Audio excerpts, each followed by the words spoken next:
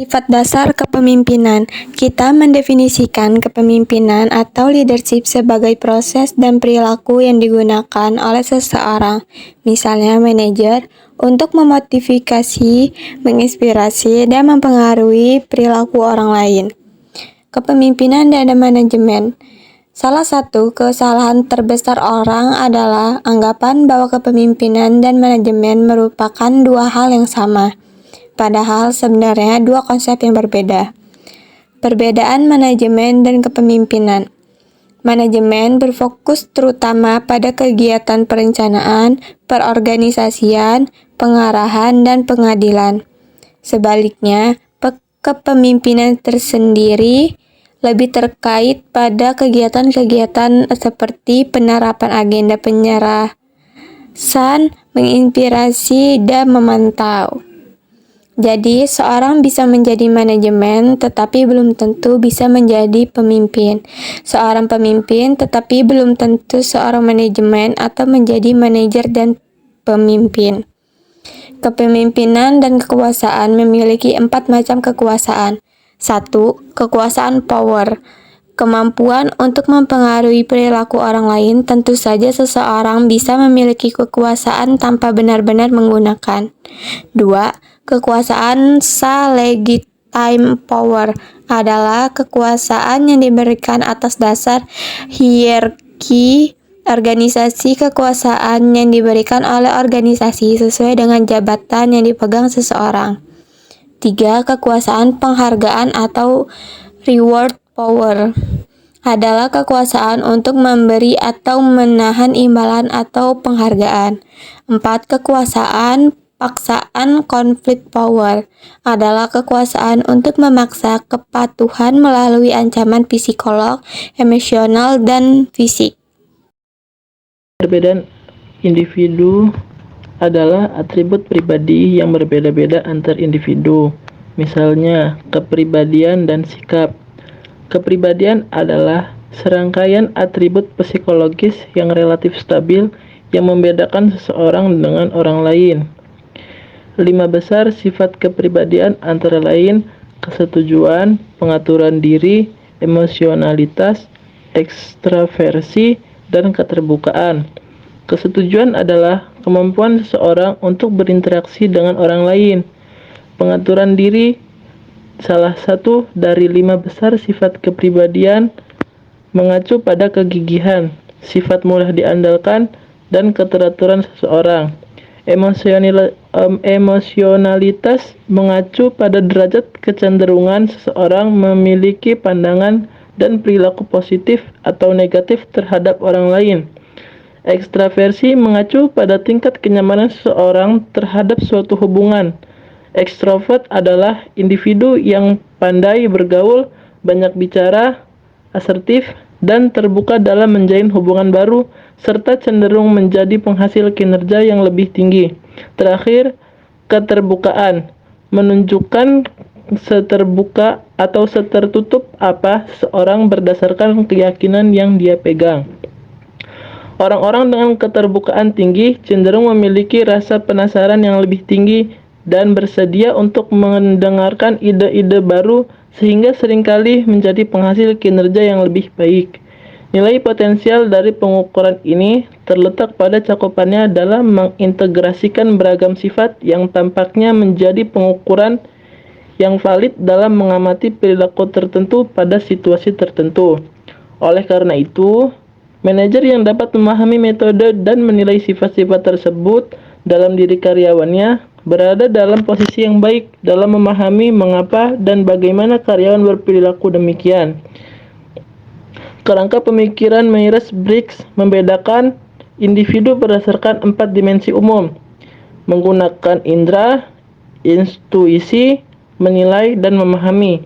Posisi yang lebih tinggi dan lebih rendah dalam setiap dimensi ini digunakan untuk mengklasifikasikan seseorang ke dalam salah satu dari 16 kategori kepribadian. Penelitian menunjukkan bahwa indikator tipe Myers-Briggs adalah kerangka pemikiran yang berguna dalam menentukan gaya komunikasi dan preferensi interaksi.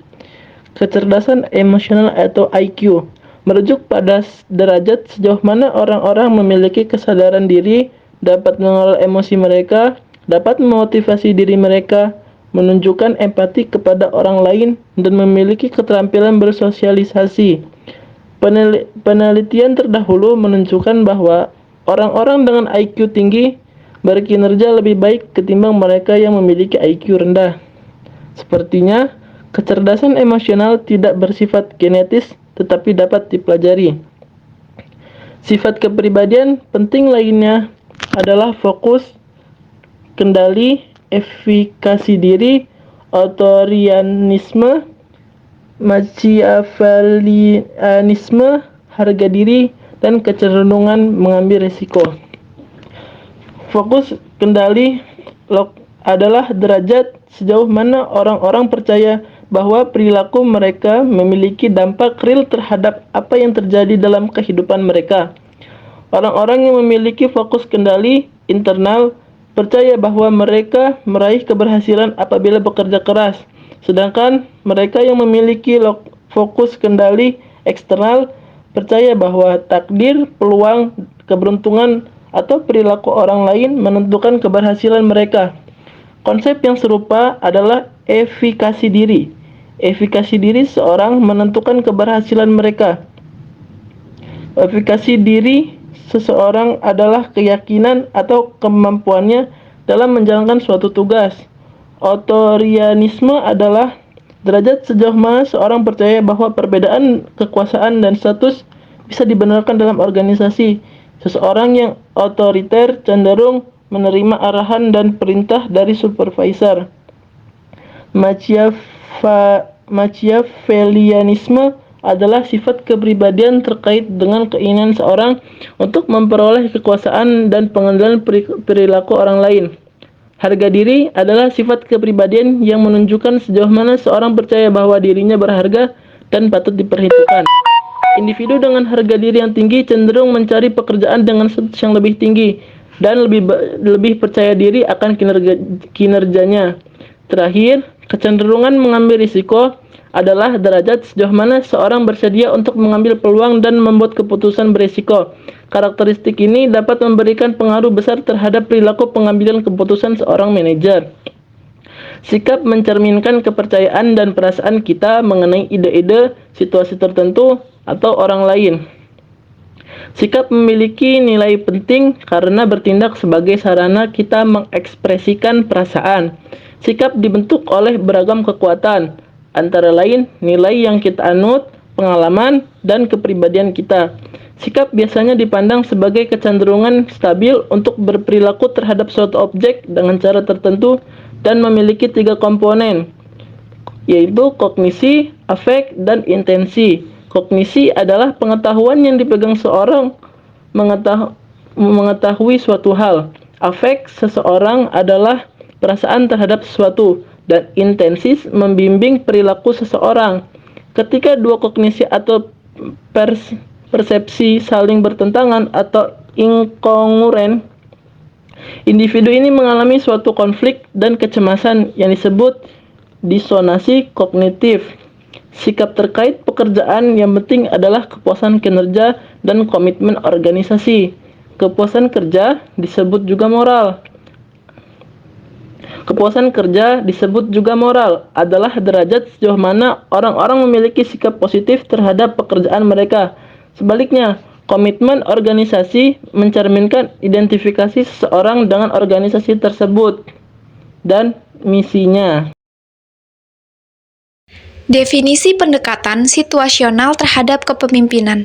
Pendekatan situasional terhadap kepemimpinan menyatakan bahwa tidak ada pendekatan terbaik dalam menjelaskan kepemimpinan. Pendekatan situasional sebagai pendekatan terhadap kepemimpinan masyarakat bahwa seseorang pemimpin harus memahami perilaku, sifat, dan karakter bawahannya, serta situasi sebelum menggunakan gaya atau tipe kepemimpinan tertentu. Teori kepemimpinan jalur sasaran. Teori kepemimpinan jalur sasaran adalah perluasan dari teori ekspektasi motivasi. Fungsi. Fungsi-fungsi utama seorang pemimpin adalah menghadirkan imbalan yang bernilai atau diinginkan tersedia di tempat kerja dan menunjukkan kepada bawahannya jenis-jenis perilaku yang menghasilkan pencapaian sasaran dan imbalan yang bernilai. Pemimpin sebaiknya membuka jalur menuju pencapaian sasaran. Teori jalur sasaran mengidentifikasi 4 jenis perilaku yang dapat digunakan pemimpin. Bergantung pada situasi yang dihadapi. Yang pertama ada perilaku pemimpin direktif, yang kedua ada perilaku pemimpin suportif, yang ketiga ada perilaku pemimpin partisipatif. Yang keempat ada perilaku pemimpin berorientasi pencapaian. Pendekatan pohon keputusan. Pendekatan pohon keputusan berupaya menjelaskan gaya kepemimpinan yang sesuai untuk situasi tertentu. Pendekatan pohon keputusan mengasumsikan bahwa kadar keikutsertaan bawahan yang pengambilan keputusan bergantung pada karakteristik situasi yang dihadapi, sehingga mengevaluasi berbagai atribut persoalan atau karakteristik. Permasalahan atau keputusan. Pemimpin mencari gaya keputusan yang sesuai yang menetapkan kadar partisipasi bawahan. Model kepemimpinan pertukaran pemimpin, anggota LMX.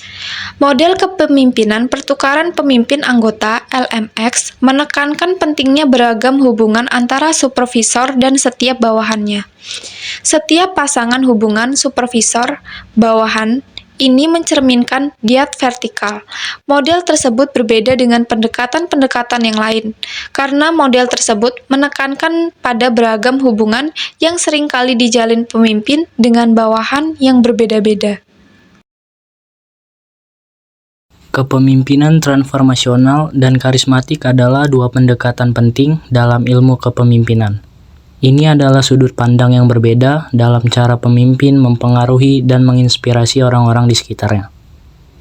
1. Kepemimpinan transformasional. Pemimpin transformasional fokus pada pengembangan visi yang kuat untuk organisasi atau tim. Mereka mendorong anggota tim untuk meraih potensi terbaik mereka dengan menginspirasi, memberi motivasi, dan mendukung pertumbuhan personal.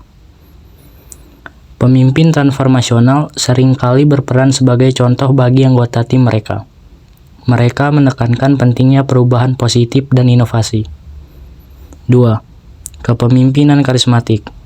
Pemimpin karismatik dikenal karena daya tarik pribadi mereka dan kemampuan untuk mempengaruhi orang lain melalui karisma mereka. Mereka mungkin menggunakan emosi dan komunikasi yang kuat untuk memotivasi orang di sekitar mereka. Pemimpin karismatik seringkali memiliki visi yang kuat dan mampu menyampaikannya dengan cara yang memikat. Mereka seringkali memiliki pengikut yang kuat dan setia. Perbedaan utama antara keduanya adalah bahwa kepemimpinan transformasional lebih berfokus pada pengembangan individu dan visi jangka panjang. Sementara kepemimpinan karismatik lebih berfokus pada daya tarik pribadi pemimpin dan pengaruh emosional mereka. Namun, seringkali pemimpin yang sangat efektif mungkin menggabungkan elemen dari kedua pendekatan ini dalam kepemimpinan mereka. Mengidentifikasi dan membahas pengganti dan penetral kepemimpinan memiliki beberapa tujuan yang penting. 1. Kelangsungan organisasi. Salah satu tujuan utama adalah untuk memastikan bahwa organisasi atau entitas memiliki rencana penggantian kepemimpinan yang solid. Ini penting agar organisasi tetap berjalan lancar bahkan ketika pemimpin utama pensiun, mengundurkan diri, atau mengalami perubahan yang tidak terduga. 2. Menciptakan kepemimpinan yang berkualitas. Dengan mengidentifikasi bakat dan potensi pengganti, organisasi dapat mengembangkan pemimpin muda atau calon pemimpin untuk memastikan bahwa mereka memiliki kualitas kepemimpinan yang diperlukan untuk memimpin dengan sukses di masa depan. 3. Penghindaran krisis. Dengan memikirkan penetral kepemimpinan, organisasi dapat mengurangi risiko krisis yang dapat muncul jika pemimpin mendadak tidak lagi dapat menjalankan tugasnya. Ini bisa menjadi langkah yang sangat penting untuk menjaga stabilitas dan keberlanjutan organisasi. 4. Meningkatkan transparansi dan akuntabilitas. Proses penggantian dan penetral kepemimpinan dapat meningkatkan transparansi dan akuntabilitas dalam pengambilan keputusan organisasi. Ini dapat melibatkan berbagai pemangku kepentingan dalam diskusi dan evaluasi.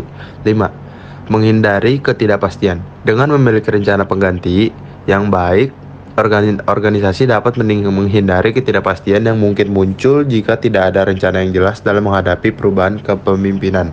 Secara keseluruhan, mengidentifikasi dan membahas pengganti dan penetral kepemimpinan adalah langkah yang penting untuk menjaga stabilitas, kesinambungan, dan keberlanjutan organisasi dalam jangka panjang. Perubahan sifat dasar kepemimpinan. 1. Pemimpin sebagai pelatih. Dari sudut pandang pemimpin bisnis, pelatih ini menuntut pemimpin untuk memilih dan melatih anggota tim dan karyawan baru lainnya, untuk memberikan arahan secara umum dan membantu tim memperoleh informasi dari sumber daya yang dibutuhkan. Pelatih dari beragam tim mungkin memainkan peranan penting dalam mengaitkan kegiatan dari fungsi di tim masing-masing. Sebagian pemimpin mungkin bertindak sebagai mentor, membantu karyawan yang kurang berpengalaman untuk belajar dan mempersiapkan diri untuk maju dalam organisasi. Pemimpin atau mentor juga membantu penyelesaian konflik di antara anggota tim dan mediasi perselisihan yang timbul. Tetapi di luar sebagai kegiatan ini, pemimpin tersebut tidak terlalu menonjolkan diri dan membiarkan kelompok menjalankan fungsinya sendiri dengan sedikit atau tanpa arahan dari pemimpin. 2. Gender dan kepemimpinan. Faktor lain yang jelas mengubah wajah kepemimpinan adalah makin meningkatnya jumlah perempuan yang meraih jabatan tinggi di organisasi. Dengan kebanyakan teori dan studi penelitian kepemimpinan yang berfokus pada pemimpin laki-laki mengembangkan pemahaman bagaimana kaum perempuan memimpin organisasi adalah sebuah langkah penting. Sebagai contoh, sebagian pengamat awal menganggap bahwa sejarah dengan stereotip yang berlaku saat itu, perbedaan khas yang timbul adalah bahwa biasanya perempuan pemimpin demokratis dalam mengambil keputusan, sedangkan laki-laki lebih otokratis. Akan tetapi, peneliti lebih lanjut perlu dilakukan untuk benar-benar memahami dinamika gender dan kepemimpinan. Sejauh ini, para perempuan pemimpin yang sukses dan menonjol di bidangnya antara lain Indra Nooyi, CEO PepsiCo, memperlihatkan efektivitas dan membuktikan bahwa perempuan pun bisa menjadi pemimpin yang istimewa.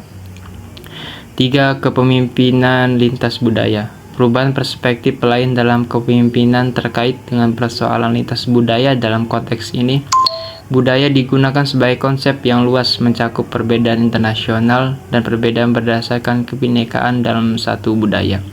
Sebagai contoh, Jepang dicirikan oleh kolektivitisme, mendahulukan kepentingan kelompok daripada pribadi, sedangkan Amerika Serikat individualisme mendahulukan pribadi daripada kelompok. Jadi ketika satu perusahaan Jepang mengirimkan seorang pejabat eksekutif untuk memimpin operasi perusahaan Amerika Serikat, individu tersebut perlu mengenali pentingnya kontribusi dan penghargaan individu, serta mengenali perbedaan dalam peran individu dan kelompok yang ada di dalam bisnis Jepang dan Amerika Serikat. Demikian pula, lintas budaya juga memainkan peranan yang makin besar dalam organisasi ketika tenaga kerja makin beragam. Isu-isu yang berkembang dalam kepemimpinan. 1. Kepemimpinan strategis adalah konsep baru yang secara eksplisit mengaitkan kepemimpinan strategis, kepemimpinan dengan peran manajemen puncak. Kepemimpinan strategis atau strategic leadership adalah kemampuan pemimpin untuk memahami kompleksitas masalah organisasi dan lingkungannya, serta memimpin perubahan dalam organisasi sehingga dapat meningkatkan daya saingnya. Howard Schultz, CEO Starbucks, dikenal sebagai pemimpin strategis yang mumpuni. Tidak puas hanya dengan menjadi peritel kopi, Schultz selalu mencari peluang baru dan mendorong Starbucks mendayagunakan agar menjadi pemimpin strategis yang efektif. Seorang manajer perlu memiliki peluang ini, pemahaman yang menyeluruh dan lengkap mengenai organisasinya, baik dari segi sejarah, budaya organisasi, kekuatannya, dan kelemahannya. Selain itu, pemimpin perlu mempertimbangkan kondisi dan situasi bisnis dan ekonomi beserta tren dan permasalahan potensial yang akan muncul. Pemimpin strategis juga perlu mengendalikan keunggulan strategis dan kelemahan yang dimiliki perusahaan saat ini. 2. Kepemimpinan etis. Sebagian besar orang sejak lama mengasumsikan bahwa kepemimpinan bisnis adalah orang-orang yang beretika. Tetapi setelah peristiwa skandal korporasi di Enron, Boeing, dan AIG, kepercayaan terhadap para pemimpin bisnis mulai luntur. Mungkin saat ini standar perilaku etis yang tinggi telah menjadi prasyarat wajib untuk menjalankan kepemimpinan yang efektif. Khususnya lagi, para pemimpin dituntut untuk mempertahankan standar etika yang tinggi dalam berperilaku, tidak lalai dalam menjalankan perilaku beretika, dan menjaga orang lain dalam organisasi untuk menerapkan standar yang sama singkat kata, dengan mempraktikkan kepemimpinan etis atau ethical leadership. Perilaku pemimpin puncak makin dipantau ketat, dan mereka yang bertanggung jawab dalam merekrut pemimpin baru dalam dunia bisnis semakin menelaah latar belakang kandidat, dan tekanan yang makin besar demi tata kelola perusahaan yang lebih baik juga makin meningkatkan kewajiban untuk memilih individu dengan standar etika yang tinggi untuk berkecimpung dalam posisi pemimpin bisnis dan membuat mereka lebih bertanggung jawab atas tindakan dan konsekuensi tindakan mereka. 3. Kepemimpinan maya. Terakhir, kepemimpinan maya atau virtual leadership juga mulai berkembang menjadi isu organisasi yang penting. Sebelumnya, pemimpin dan karyawan bekerja dalam lokasi fisik yang sama dan terlibat dalam interaksi tatap muka langsung secara berkala. Tetapi, dalam dunia bisnis saat ini, baik pemimpin dan karyawan bisa saja berkembang di lokasi yang berjauhan. Kondisi ini mencangkup juga orang-orang yang bekerja secara telekommuting dari rumah 1 atau 2 hari seminggu, atau orang-orang yang memang tinggal dan bekerja di lokasi yang jauh dari kantor pusat perusahaan. Oleh karena itu, komunikasi antara pemimpin dan bawahannya makin sering menggunakan telepon dan surel. Salah satu implikasinya yaitu pemimpin yang menghadapi situasi ini harus bekerja lebih keras dalam menjalani dan mempertahankan hubungan dengan para karyawan yang tidak hanya sebatas kata-kata dalam layar komputer. Meskipun komunikasi nonverbal seperti senyum dan jabat tangan mungkin tidak bisa berlangsung dalam jaringan, manajer dapat menambahkan kata-kata personal dalam surel atau selama tidak berlebihan untuk menyampaikan opresus dukungan moral atau kritik membangun. Sudut pandang rasional dalam pengambilan keputusan. Pendekatan rasional dalam pengambilan keputusan mengutamakan analisis logis, fakta, dan data. Pemimpin yang menggunakan sudut pandang ini akan mengidentifikasi masalah atau peluang dengan jelas, mengumpulkan data relevan dan objektif, menganalisis data secara sistematis, membuat keputusan berdasarkan logika dan analisis, mengevaluasi pro dan kontra setiap opsi sebelum memilih yang terbaik. Sudut pandang rasional dalam kepemimpinan menghargai pengambilan keputusan yang terinformasi dan objektif. Ini seringkali digunakan dalam situasi di mana keputusan yang sangat penting harus dibuat dengan akurat dan minim risiko.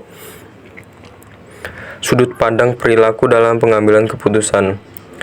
Pendekatan perilaku mengakui bahwa manusia adalah makhluk sosial yang dipengaruhi oleh emosi, norma sosial, dan tekanan kelompok.